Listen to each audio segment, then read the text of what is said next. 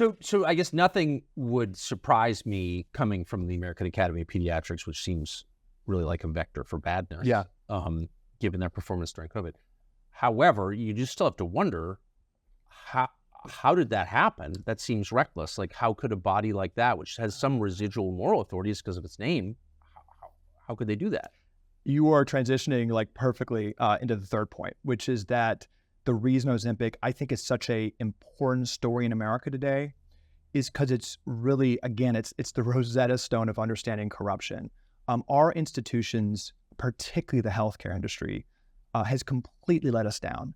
And you just step back and think about it. Pharma is the largest spender on TV news ads. It's the largest spender. Novo Nordisk specifically is the largest spender on foundational obesity research. It's the largest spender on medical groups like the AAP.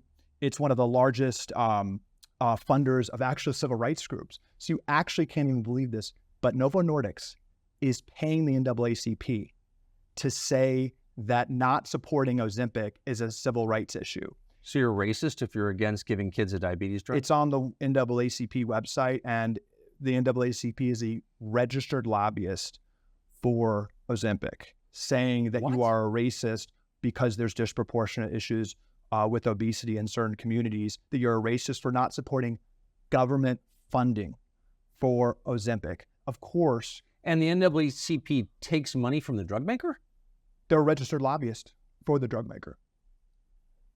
How can the NAACP be a registered lobbyist for anybody? They have a lobbying organization. They have to declare who their lobbying clients are.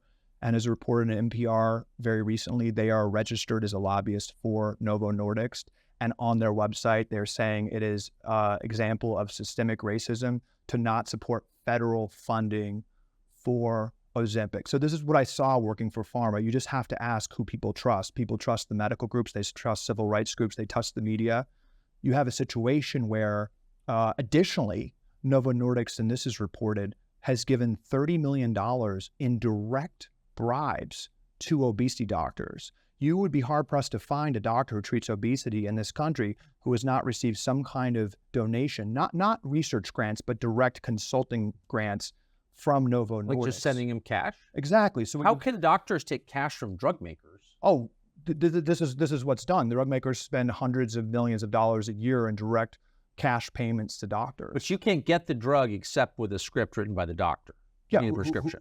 Who take direct consulting fees from. How can that be legal? This is what you watch things about the opioid crisis and how the opioid completes the same playbook. I actually, when I was working for pharma, the opioid crisis was in full effect, and there was a panel in 2012. And the panel was full of outside experts recommending guidance on opioids. The head of that panel was a man named Dr. Philip Pizzo, who was the dean of Stanford Med School at the time. He was a pain specialist. At the moment he was appointed to that panel, Stanford received a grant from Pfizer, who's one of the largest opioid makers, of $3 million for pain research. He appointed 90% of that panel, who are also conflicted, to receive direct research and personal consulting fees from opioid makers, and they relaxed opioid standards. This is exactly what's happening on obesity. You have Dr. Fatima Stanford, the head of obesity research at Harvard, paid tens of thousands of dollars by Novo Nordisk, just started a new... Directly? Direct. No, not to mention, of course, millions of dollars of research grants. She's been paid tens of thousands of dollars. How can Harvard allow that?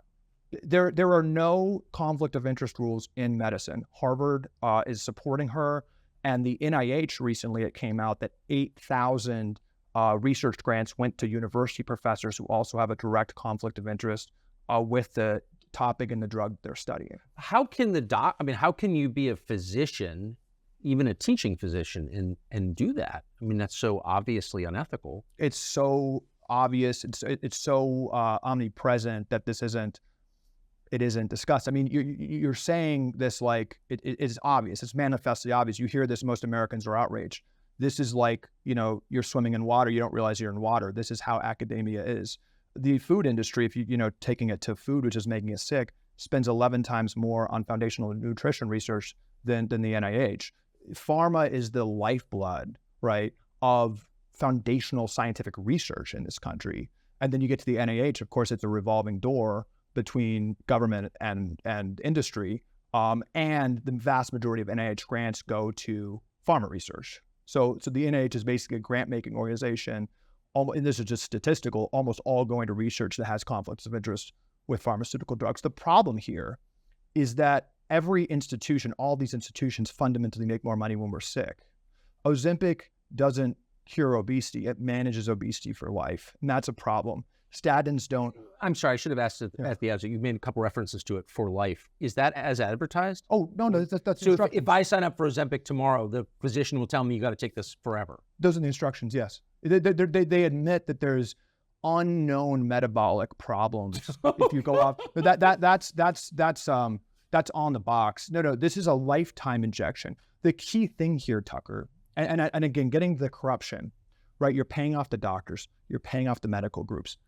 50% of TV news funding. I mean, I think I've seen it. Yeah, and there's RFK's talked about this back in the day with Roger Ailes. When 50% of your bills, speaking the choir here, but 50% of your bills are paid by a certain interest, why didn't the news media have any curiosity during COVID why people were dying of COVID? What, after coming off of the worst public policy failure, I think one of the worst in American history with the COVID response on every level, keeping the bars open and shutting down the schools. We're being asked to trust pharma when 80% of the American people, their bodies are like rebelling against them with obesity, which are clearly a sign of underlying issues where Ozempic and daily, weekly shots is not the root cause. This just on its face doesn't make sense. And then you trace the corruptions.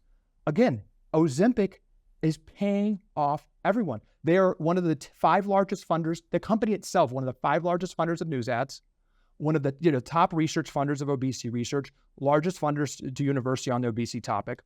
And the thing I, kind of ram home here, Tucker, is you just have to look where the money is. So if you actually look at the analyst reports that are propping up these stocks, they're assuming an increase in obesity. So you talk about all the, like the Novo Nordisk's largest company in Europe, they literally, where the money hits the road, where people are investing millions of dollars, they're assuming increased rates of obesity over the next 10 years in America. I was talking to a doctor at Harvard. They're underwriting a loan for a new obesity center where they can treat an issue Ozempic.